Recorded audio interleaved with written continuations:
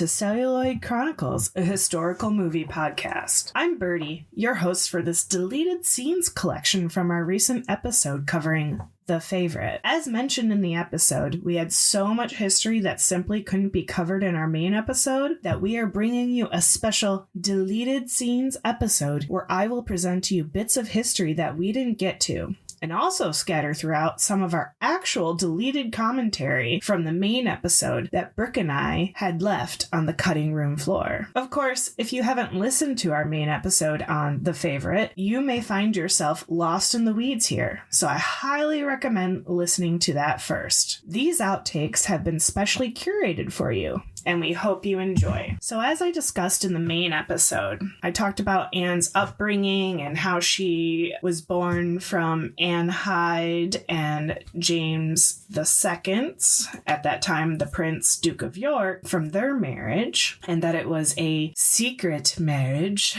at first, but also the fact that they eventually both converted to Catholicism. I wanted to give a quick memo on why Catholicism was so reviled still at this time. Of course, you remember from our first episode talking about the Reformation that came about and really took off during King Henry VIII's time in England. Well, by this point, some nearly 100 years later, Catholicism was seen as an autocratic religion, where it's presided over by a pope whose authority could not be questioned, and this gave to the rise to the idea that it had a natural affinity with repressive political systems. I mean, in many ways, they're not wrong. And this was definitely something we saw during Henry VIII's time, and this reasoning around, well, the Pope's taking away the monarch's power. There, you have to follow everything the hierarchy in the Catholic Church talks about. There was also this thing that if you are following the Catholic faith as a monarch, you also take on a vision of authoritarianism. So, as I mentioned in the main episode, King Louis XIV of France was also ruling during this time. He ruled from 1643 to 1715, basically completely following Queen Anne's entire reign through the last 15 years of his life. Her father and uncle also ruled during his reign. He actually reigned a very long time and probably was one of the longest in France. Of course, as some of you may know, King Louis XIV, despite being called the Sun King and ruling over the glory age of France, he was also particularly aggressive, and he ruled with absolute power. He did pretty much whatever he wanted. He did many wars. Obviously, he had many mistresses, and that's what people like to talk about. And he created Versailles and all these wonderful, shiny things during his reign, but he was also a right bastard. But that's a whole other episode. We'll talk about that. Maybe if we do like The Man in the Iron Mask or something.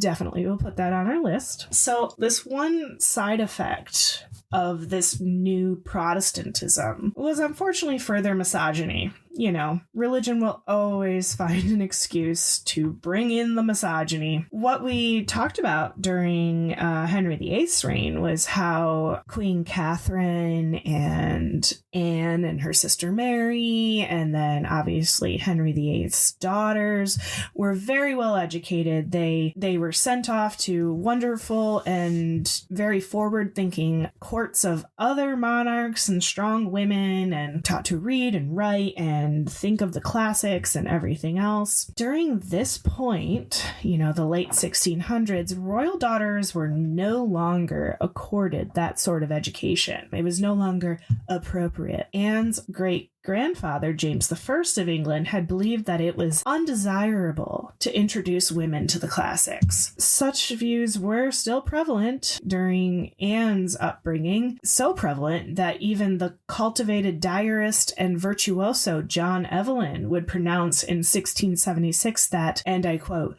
learning does commonly but corrupt most women, and unquote. As in the case of Anne and Mary, the study of ancient texts was, and I quote again, apt to turn impertinence and vanity, unquote. And then even Lady Mary Wortley Montague, who was slightly younger than Anne, observed, and I quote, "There is hardly a creature in the world more despicable or more liable to universal ridicule than a learned woman," unquote. Unfortunately, our dear Princess Anne at this time included herself as a woman who was suspicious of intelligent women. It brings me great sadness. Now moving back to how Anne's father, James, married Anne Hyde in secret in a secret wedding. Anne Hyde was considered a commoner. And this led to a whole bit of reality TV drama where courtiers such as King Charles, and James's mother, Henrietta, and everyone else made Anne Hyde out to be basically little more than a sex worker, basically. They used the W word. It was really a revival of everything that was said about Anne Boleyn when after she married Henry VIII. It's really, history really repeated itself here. Even Anne Hyde's own father, upon finding out she was pregnant and married to a prince, mind you, told them to take her to the Tower and cut her head off. Yeah, great stuff. Not much had changed in that 100 years.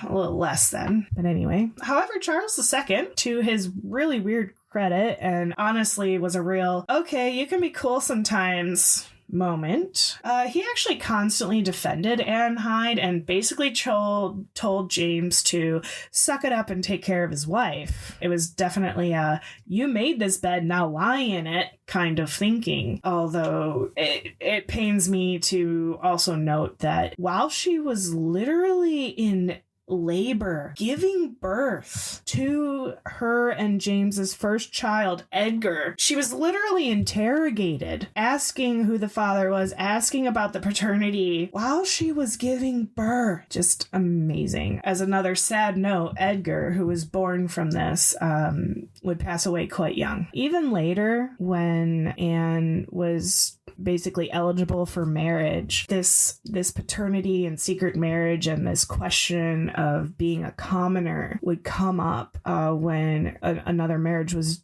mooted between Anne and Sophia, Electress Sophia, her future heir, her eldest son, Prince George Ludwig of Hanover, who would become George I later on.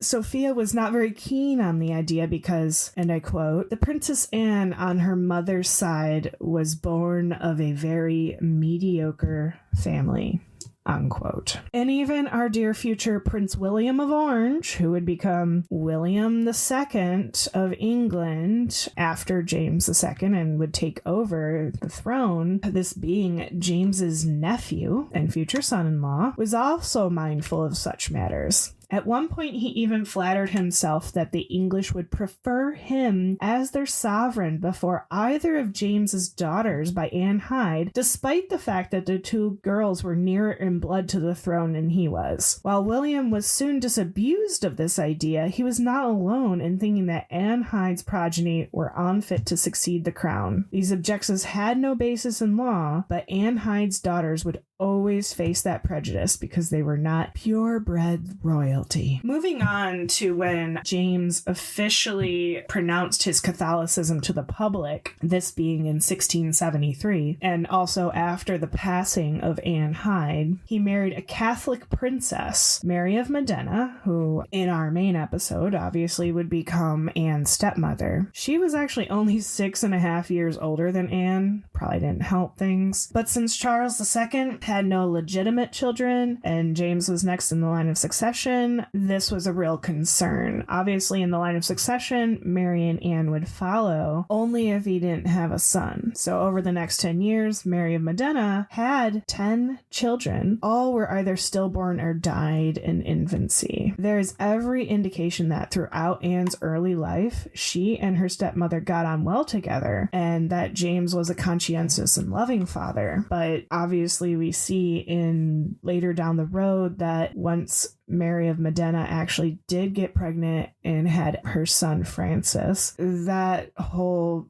happy family shattered. I did want to note that later on, when after Anne and Mary were married and James announced his Catholicism publicly and all this happened, the Duke and Duchess of York, so James and Mary of Modena, they kind of exiled themselves to Brussels in 1679 in the wake of all this anti-Catholic hysteria.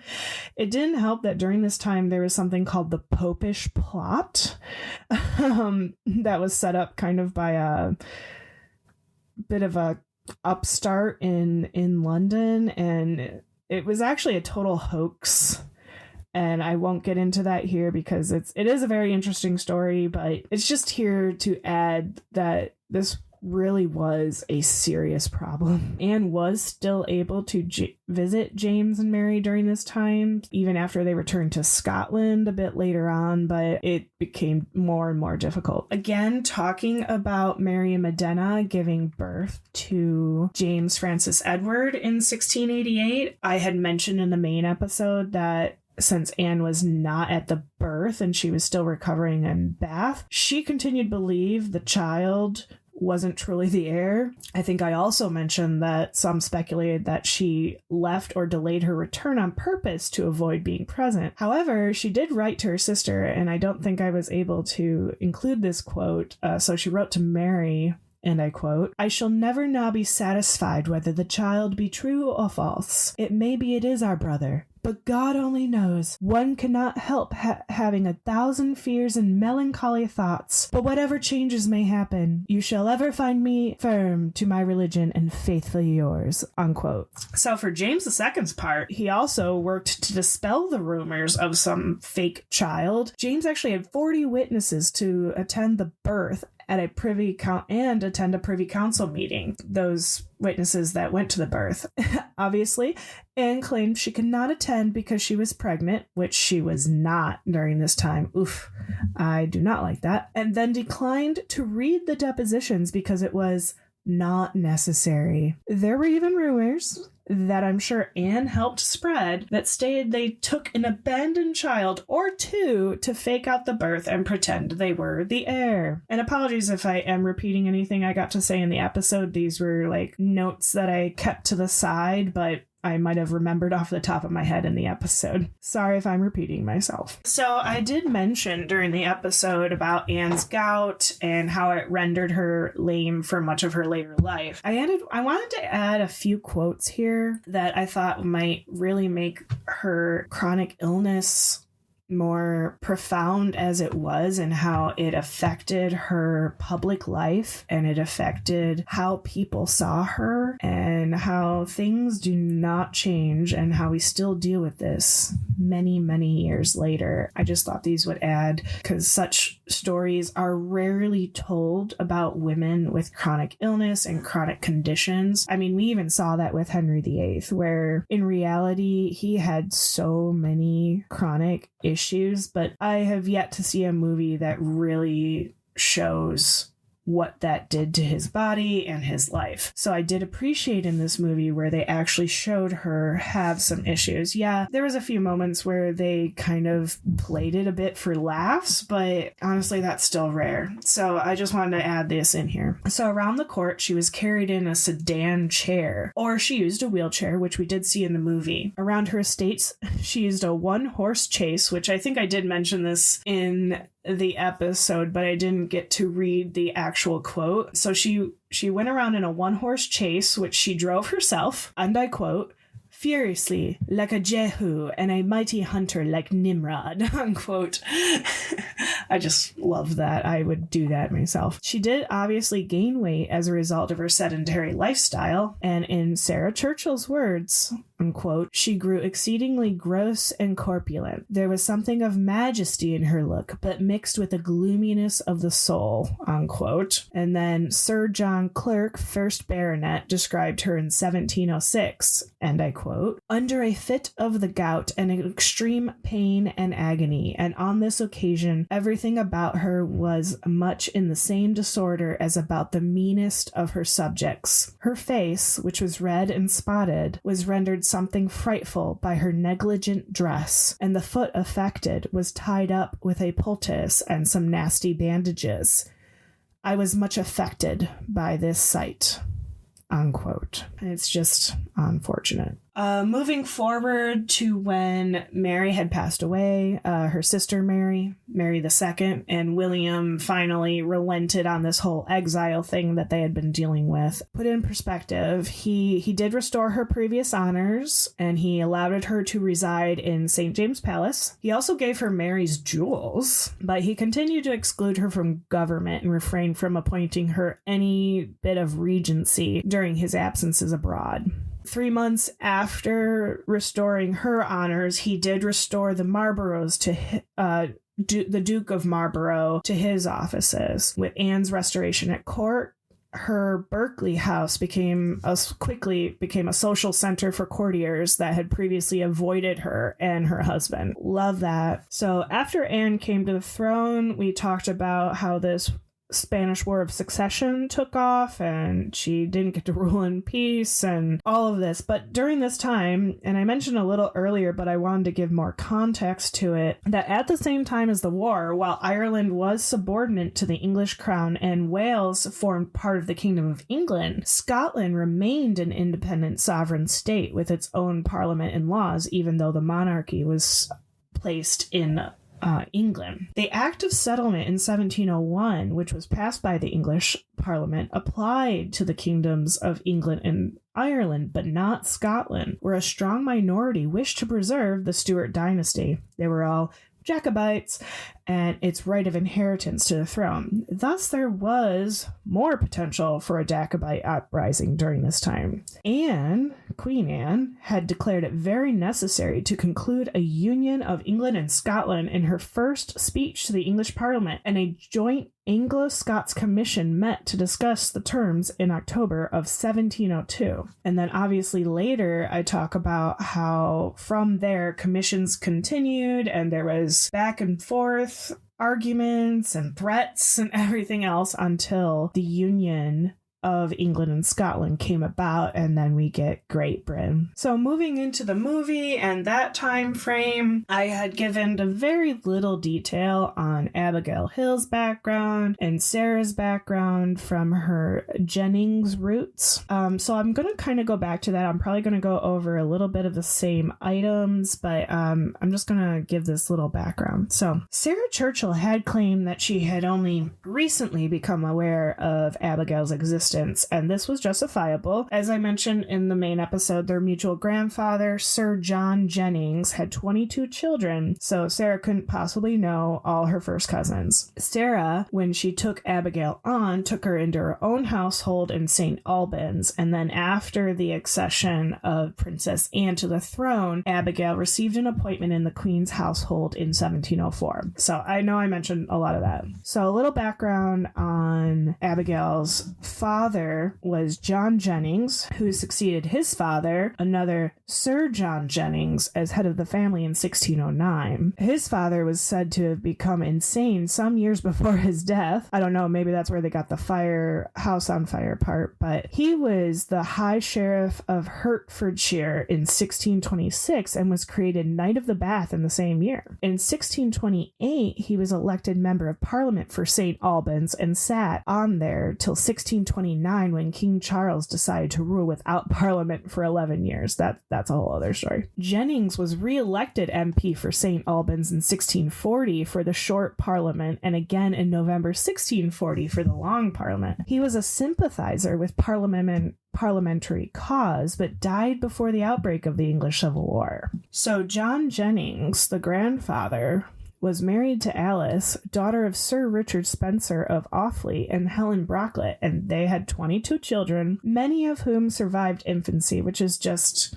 insane. You know, we talk about this again for Jane Austen and how actually having all these children survive, which is great, but also back then, like, expensive. His will only names 3 of the 22 children, a Richard, Alice, and Robert. His wife's will names 4 more children, a Ralph, George, and Elizabeth. And it's this Elizabeth who married Francis Hill, Abigail's father, and a Grace. So Lady Jennings died in 1663. So the son Richard succeeded John Jennings as MP for St. Albans. So it was Richard's daughter, who is Sarah, who married the first Duke of Marlborough and was the confidant of Queen Anne. She was in time supplanted by Abigail Masham, one of John Jennings' grandchildren, through her mother, Elizabeth Hill. So I probably need to draw a freaking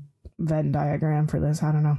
But I just wanted to get a bit of a deeper dive into that part, because that can be a little confusing how they even know each other. So now, talking about those scatterings of deleted scenes that I talked about in the beginning, I'm going to throw a couple of those in now. One is just a bit on how to pronounce Marlborough, and then a little bit of an outtake on Abigail's motive. We'll put that here.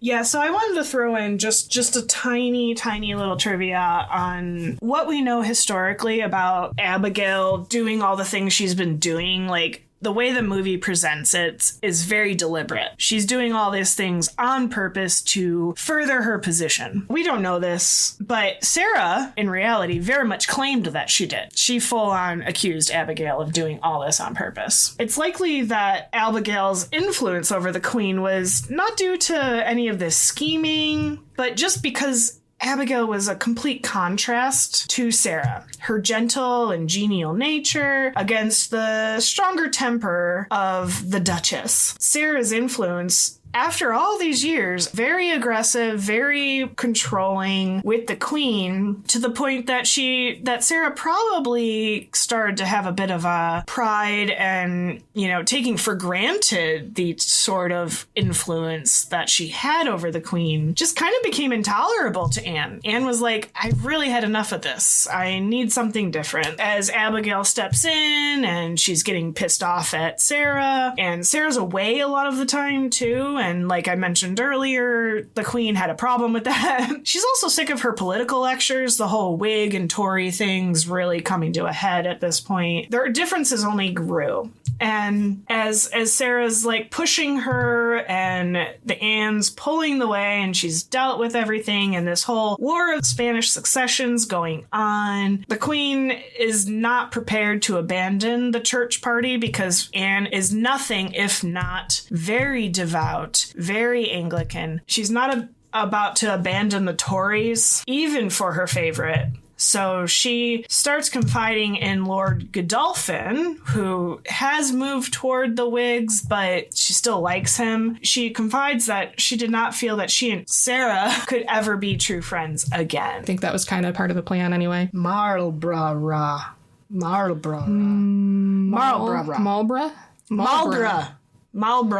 God damn, English names are so fucking weird. So, see, in British English, the pronunciation is closer to Marlborough. Marlborough?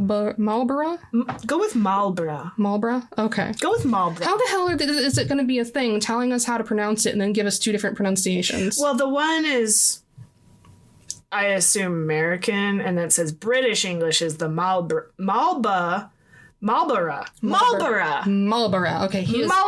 Marlborough. I was adding an extra R in there. Anyway, cut that out. Anyway. Sorry. No, you're good.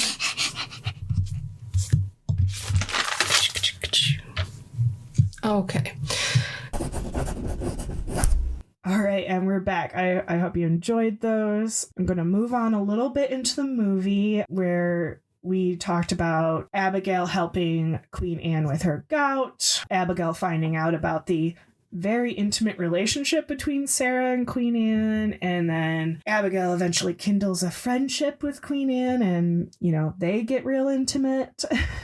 And Sarah tries to get rid of her, but in the end, Abigail drugs her tea, and Sarah ends up in a brothel. And a couple of these points, there's some great Sarah takes Abigail to shoot with her shooting scenes. And I'm going to sprinkle in a couple things talking about Rachel Weisz's, who played Sarah, her riding outfit. And then we're going to talk about the Masham Punch, which when Abigail goes into the woods and is met by Samuel Masham.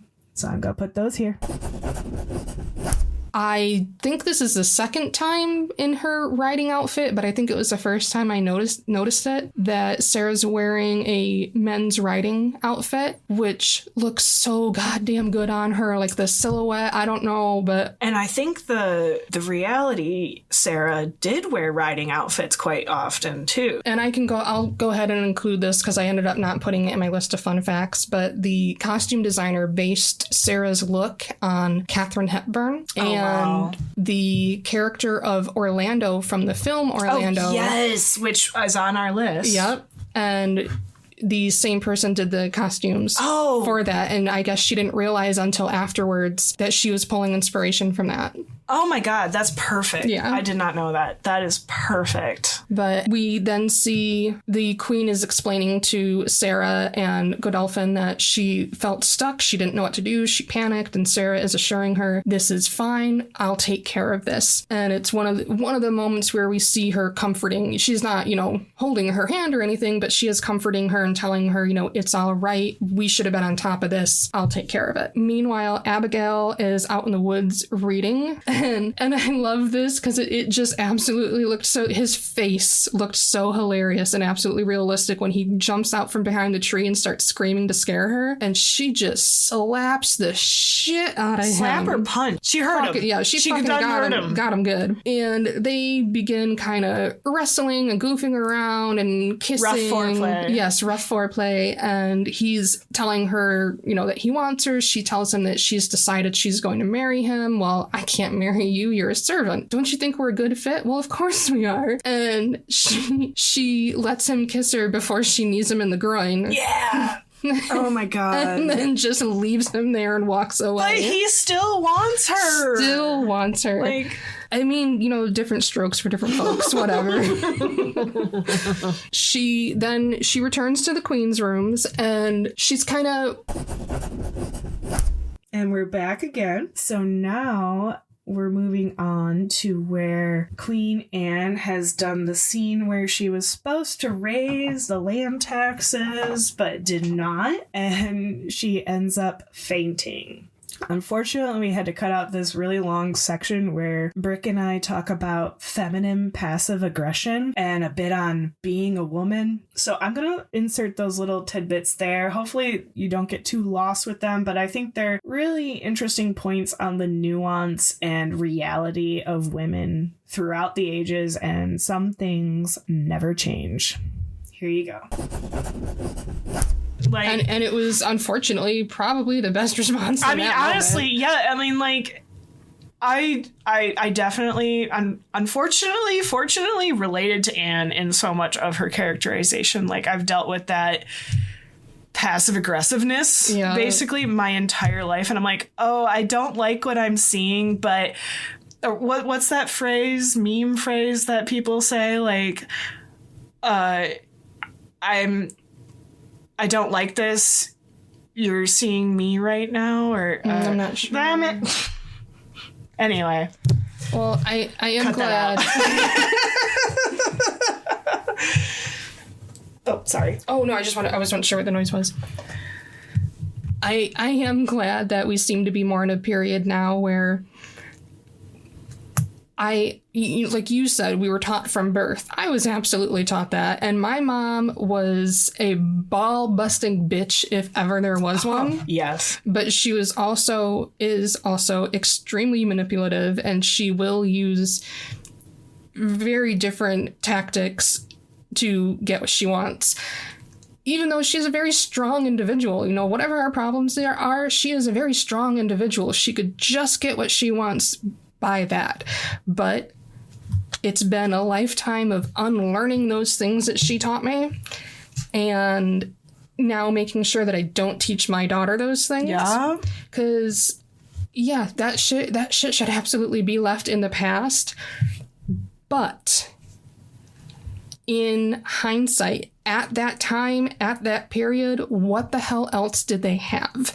The women that were stuck in these times, what other tools did they have? Absolutely. And I have the phrase now, I'm in this picture and I don't like it. Oh, okay. There we go. Okay.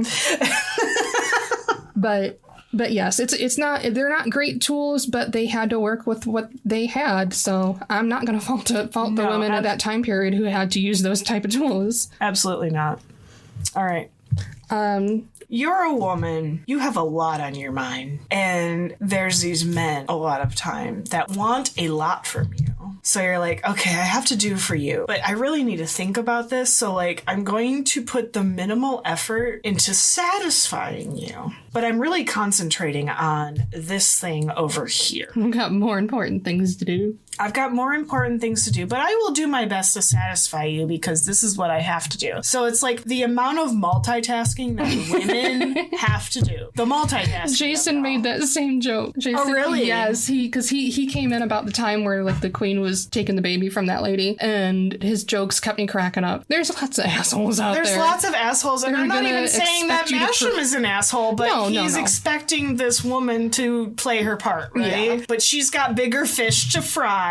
So she's like, how can I do this? I will multitask this shit while I scheme against my rival for my other lover. It's perfect. Like, I just love that scene, and there's so much to say about it that like I'm sure smarter people can elaborate on, but yeah, and it did crack me up. And then my husband, he had pointed out, he made the same joke, she's multitasking. She's multitasking. And then we both just lost it when after he finished and she wipes her hand on the bed. She does! Yes! It's perfect. We were both cracking up at that. But...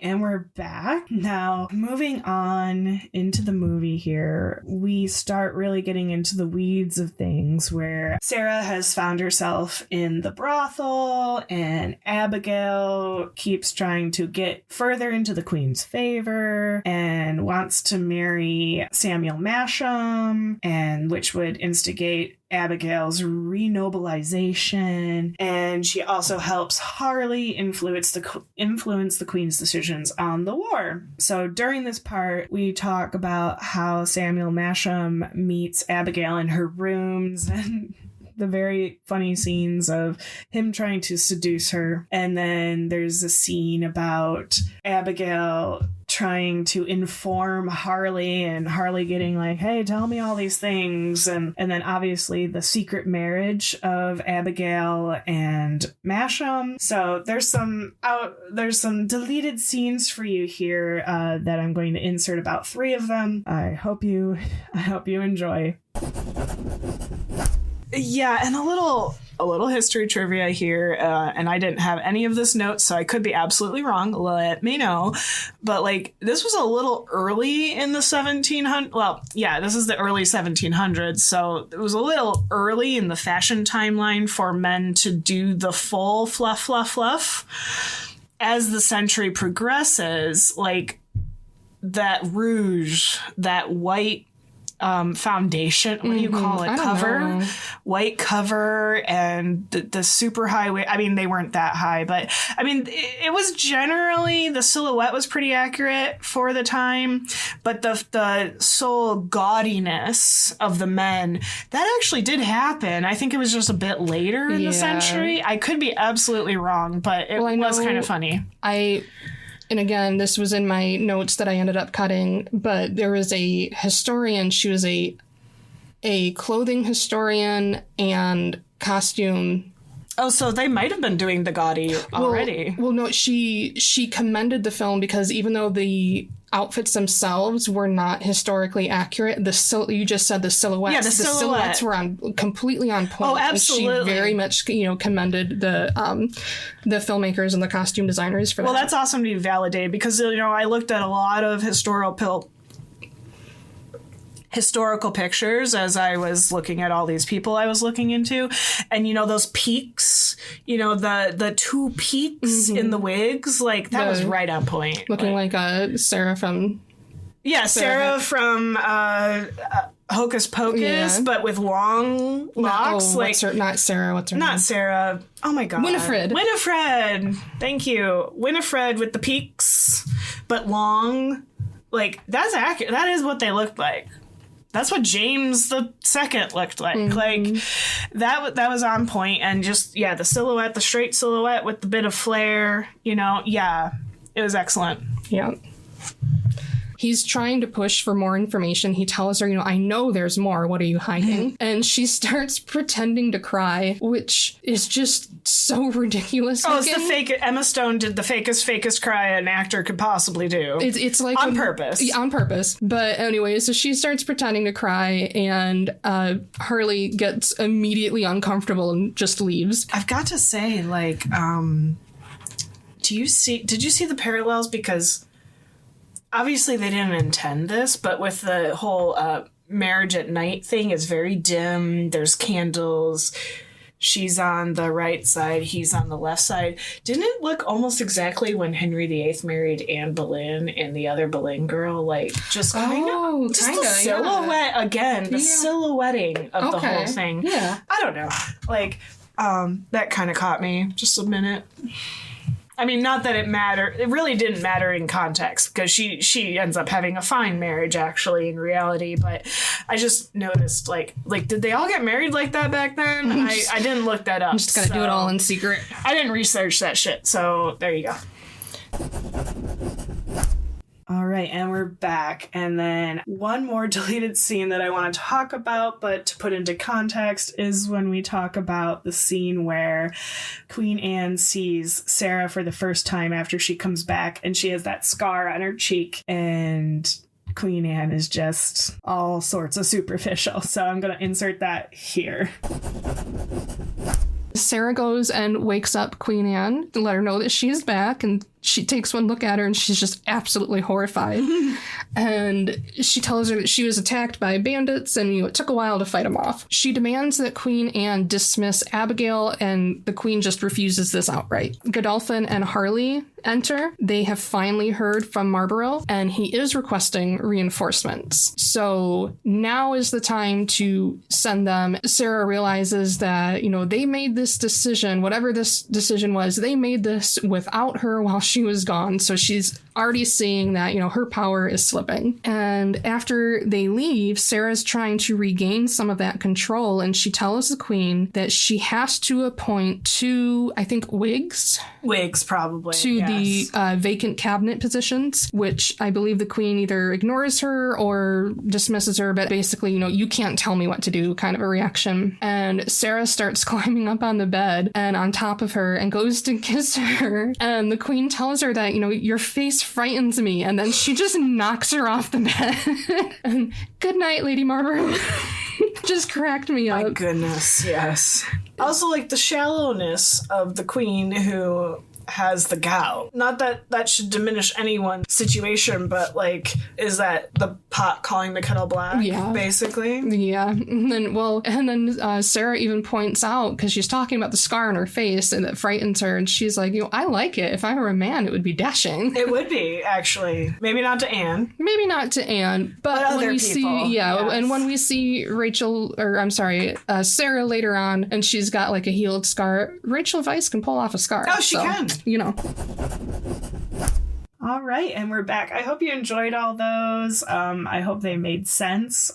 Me trying to explain them, please let me know. But I thought they were worth sharing. So moving on in the movie and getting back to some of the history we had to knock out, I'm going to talk a bit about some things that happened with the Whigs and Tories during this time, kind of leading up and into 1708. So the division between the Whigs and Tories in 1708, when Godolphin and the Marlboroughs insisted that the Queen had to either dismiss Harley or do without their services. It got to that point. And when the Queen seemed to hesitate during this time, Marlborough and Godolphin refused to attend a cabinet meeting. And when Harley attempted to lead the business without his former colleagues, several of those present, including Charles Seymour, Duke of Somerset, Somerset, refused to participate until the others returned. And because of this, her hand was forced. Queen Anne had to dismiss Harley. I think I mentioned this vaguely in the main episode, but this is just kind of that nuanced stuff we had to cut. Also in that same year, 1708, Anne's Catholic half-brother returns from out of the blue and out of the past, James Francis Edward Stuart. He attempted to land in Scotland with French assistance in an attempt to establish himself as king. Here is that one of those Jacobite uprisings we mentioned. So Anne withheld royal assent from the Scottish Militia Bill in 1708 because of this, and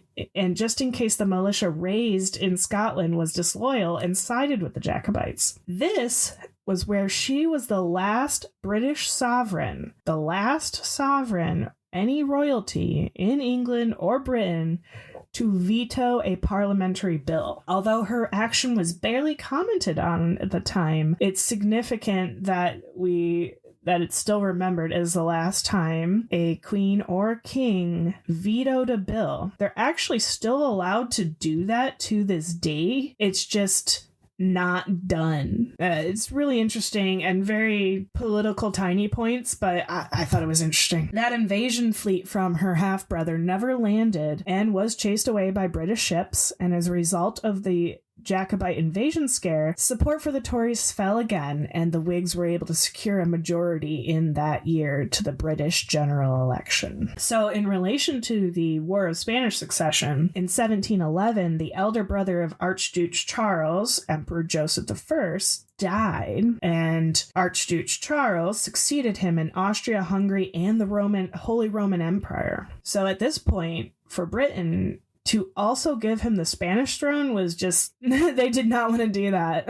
That is where the proposed Peace of Utrecht was submitted to Parliament for ratification. It didn't happen because the Whigs at this point wanted to curb those Bourbon ambitions. Tiny little bit explanation on why the war kept going. At this point, we started talking about the fall between Anne and Sarah at this point. So, the Thanksgiving thing, the death of Prince George, and the continued friendship between Anne and Abigail. And in the movie, we start talking about the possible embezzlement and Abigail becoming keeper of the privy purse and whatnot, and then the very weird scene with the fruit. And I had a little bit of extra to talk about that here, so I'm going to insert that here.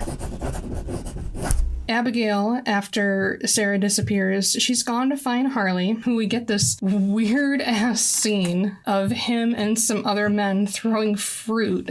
Oh, this scene. I know it's supposed to be artsy and shit, but I don't understand it. It's so fucking weird. But they're throwing fruit at a naked guy, and all he's wearing is a wig. And I think he's supposed to be a member of the other political party. I don't even know. I couldn't glean that. I'm not sure.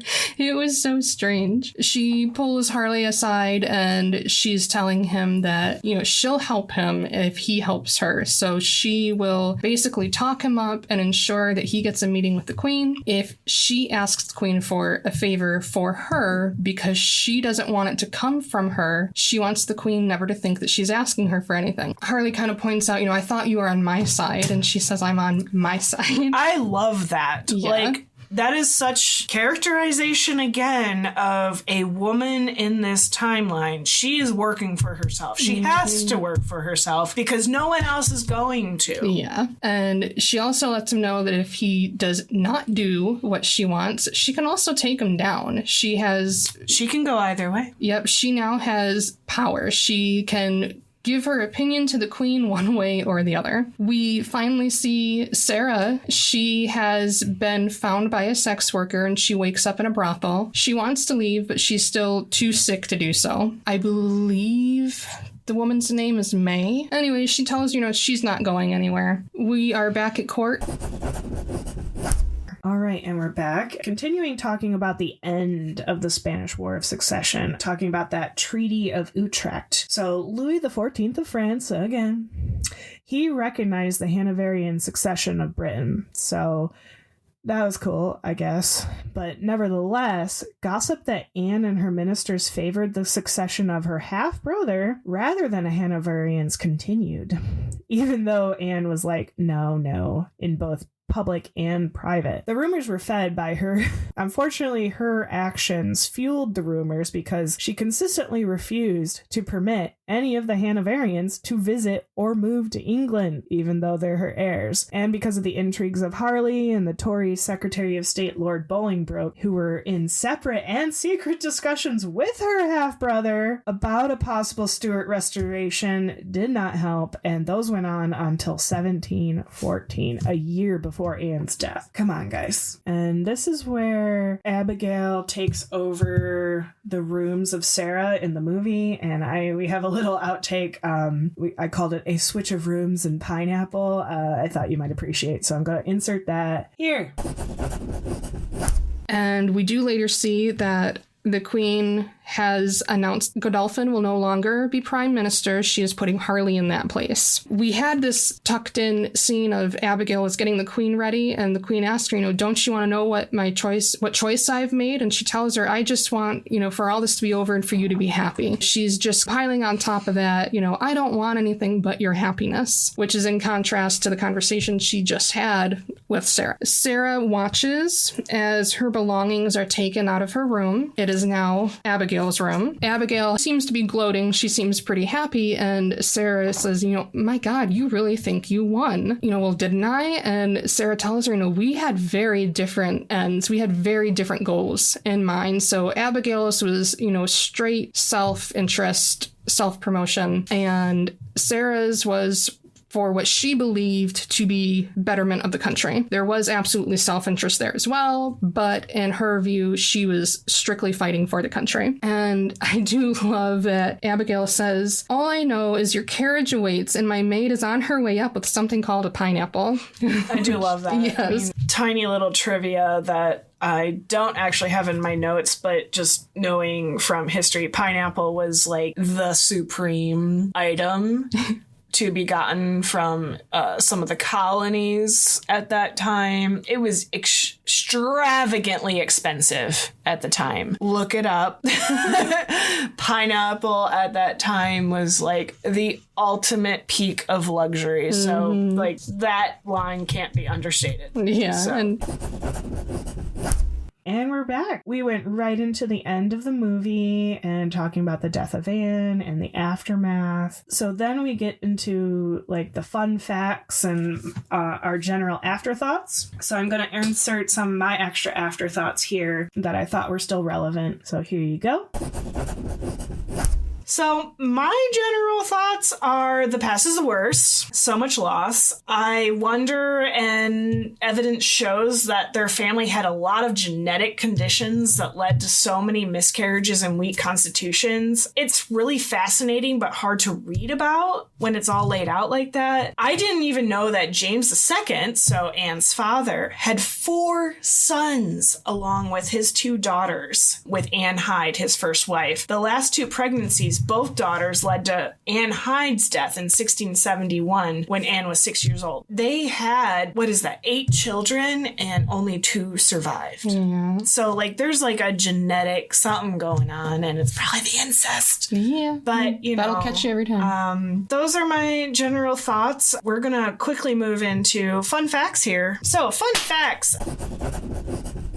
All right, and we had like so many fun facts that we had to outtake. I took out several of mine for historical context, but I'm going to put them here because you might enjoy it. So first, I'm going to put in one of Brick's outtakes, which talked about Emma Stone and the scene where she sleeps with Queen Anne. Here you go.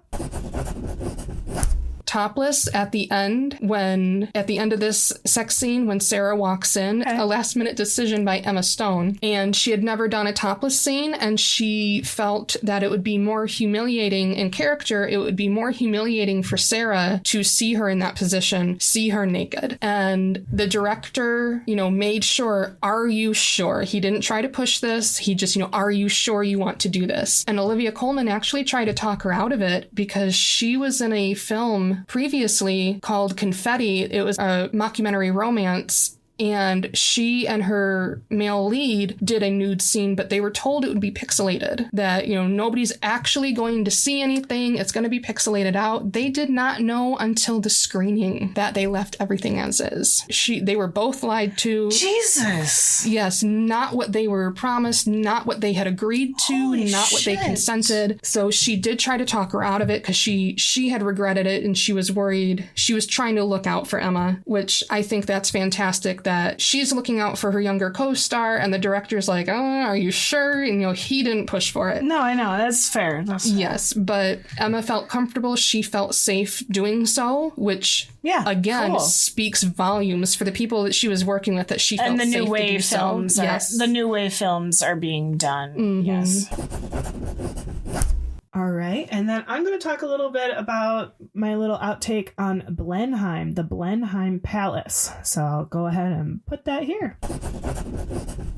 As another fun fact, we met the Blenheim Palace construction designs in the beginning of the movie. So this was based on the Duke of Marlborough's victory in Blenheim, which was a place. Construction on that palace began in Oxfordshire in 1705, designed by John Vanbrugh for the Duke of Marlborough, and was partly funded by the Crown. Obviously, when they lost face and were exiled later, a lot of that funding dropped off. And when Anne died, that also dropped off. So in the end, that palace wasn't completed until 1724. Long story short, there was a lot of stuff in between that, but we did see the design in the movie. It was completed, and it's still a major estate for the Churchill household. Winston Churchill was born there, which brings me to my next fun fact and my last fun fact. Yes, Sarah Churchill,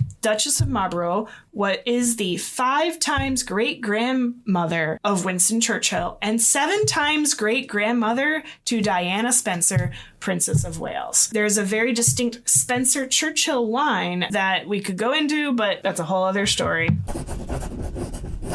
All right, I'm going to get into a little bit more of the history that I had to take out. These are more fun facts, so they don't need super context, but I'm just going to talk to you about them. So while Anne was exiled from court during her sister and brother-in-law's reign, one of the few people that still visited her, despite the court orders basically to not visit her, was the Lord Carnarvon, 2nd Earl Carnarvon, which Carnarvon might sound familiar to you. Well, actually, this was the first creation of the title and a different family. And the one we think of as the Lord Carnarvon was part of the 3rd creation of the title. And that Lord Carnarvon, who helped fund the discovery of Tutankhamun's tomb in Egypt, was actually George Herbert, the 5th Earl of Carnarvon, who is also the grandfather of Henry Herbert, the 7th Earl Carnarvon, also known as Lord Porchester, nicknamed Porchy, who was the racing manager and longtime friend to Queen Elizabeth II. Oh my gosh,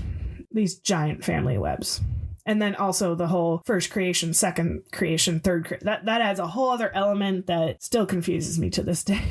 All right, so now a little bit more on Anne's half-brother, who we didn't really get to talk about, but this is a whole other story. I actually can't even think of any movies on the Jacobite uprisings, but man, they need to make one. Anyway, so James Francis Stewart, the half-brother of Queen Mary and Queen Anne, actually lived to be 77.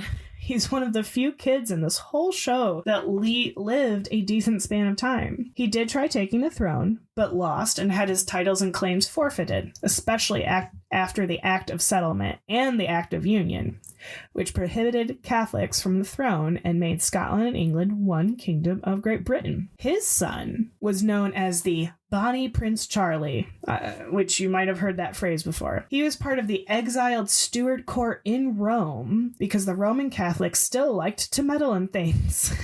And despite several Jacobite uprisings, schemes, and French help, nothing ever restored them to the throne. as we know. Since Bonnie Prince Charlie never had legitimate children, the Jacobite cause reverted to his brother, Henry Benedict, who never furthered the Jacobite cause and became a cardinal bishop of the Catholic Church, with some evidence showing that he may have been gay. He's probably the only cool one on that side.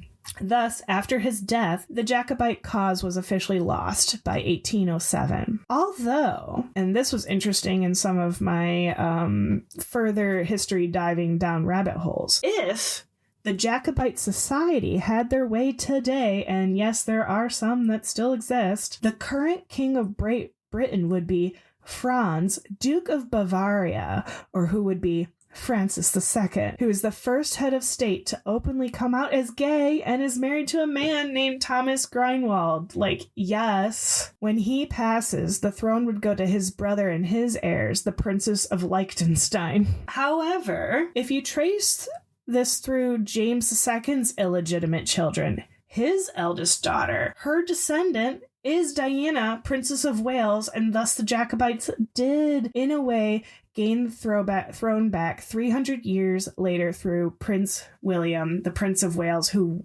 is very likely to become the King of England down the road, and probably sooner rather than later. Thought that was interesting. So, as ineffective as history likes to make Queen Anne out to be, and this little blip on the monarchy radar, she actually really influenced a lot of the mainstreams. Some things you might have heard of is like Queen Anne style architecture, Queen Anne style furniture, and those were all named after her. And writers such as Daniel Defoe, Alexander Pope, and Jonathan Swift flourished in her time. Henry Wise laid out the new gardens at Blenheim, Kensington, and Windsor, and St. James's Palace. The Union of England and Scotland, which Anne had fervently supported, created Europe's largest free trade area. The political and diplomatic achievements of Anne's governments and the absence of constitutional conflict between the monarch and parliament during her reign indicate that she chose ministers and exercised her prerogatives wisely. Also, Queen Anne chocolate-covered cherries,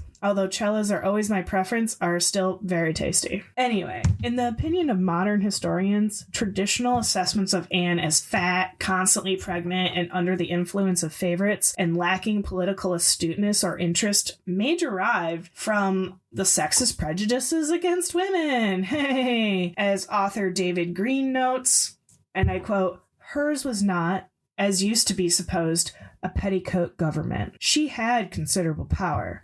Yet time and time again, she had to capitulate," and I quote. Gregg, in his writings, concluded that Anne was often able to impose her will, even though as a woman in age of male dominance and preoccupied by her health, her reign marked an increase in the influence of ministers and a decrease in the influence of the crown, which many people are happy with nowadays.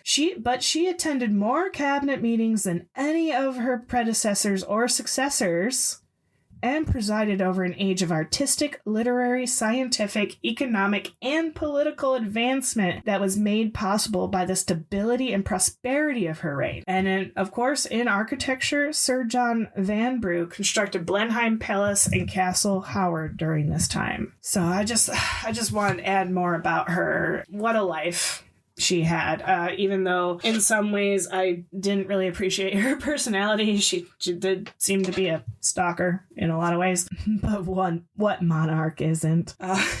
Finally, to finish this little bit out, I got a couple fun facts that I had to cut from the main episode, but I'm gonna insert them here. One's on Nicholas Holt's wigs, and also talking about that this movie was not, in fact, a biopic. And so I'm gonna leave it here and let you listen to those. I love this bit. Nicholas Holt had different names for his wigs. Oh, okay, that's cool. So his main wig that he was usually wearing is Barbara or Babs. His orange wig when he's throwing fruit at the other person was Lulu. And there was a third wig named Hattie. Oh my god, I love it. And I guess the wigs, there were so many wigs, they had their own trailer. Wow, I can see that. I can see that, yeah. This is meant to evoke all that characterization and personal dynamic and power between women and power between men. And this is a feeling film. Yes. This is not supposed to depict Anne's reign during the War of Spanish Succession. This is Queen Anne and her feelings with others, basically. And the director, Yorgos Lanthimos, he purposely did not research. He pushed for the actors not to either because, like you said, they were purposely not making a historically accurate film. No, and we're fully acknowledging that. Yes, we're talking about the historical inaccuracies. Yes, we're talking about the history that was left out. And we are perfectly fine with that because that film was not meant to be that way. We just find it incredibly interesting. Yes. And with everything that they did with the film and how accurate they actually ended up being is amazing. Yeah.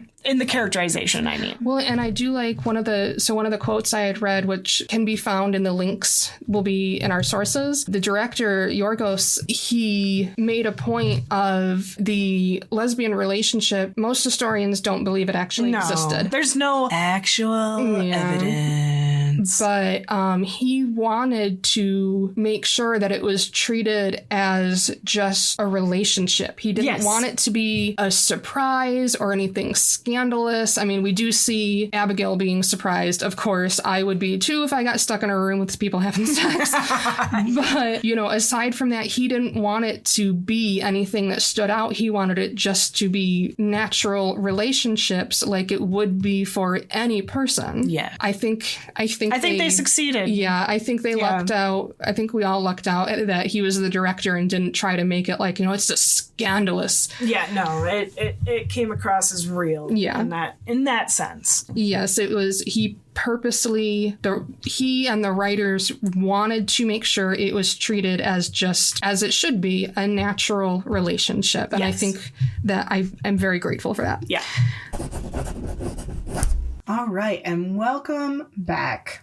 Thank you for, I really hope you enjoyed this deleted scenes episode. I'm going to do my best to kind of improve the flow of them and everything. I appreciate all your feedback. Thank you. I hope this little extra deep dive is great little second part, especially so that we don't make the main episodes extraneously long like we did in the first part 1, part 2. And just let us know if you want to know anything else. And we are always wanting to hear from you, our listeners. And so, thank you for listening to Celluloid Chronicles, a historical movie podcast. Please like and subscribe to us wherever you listen, and we hope you join us again soon. And always remember, live like you're making history. Getting checked out by Masham. Samuel Masham is going to try to mash him. Mash him, mash him.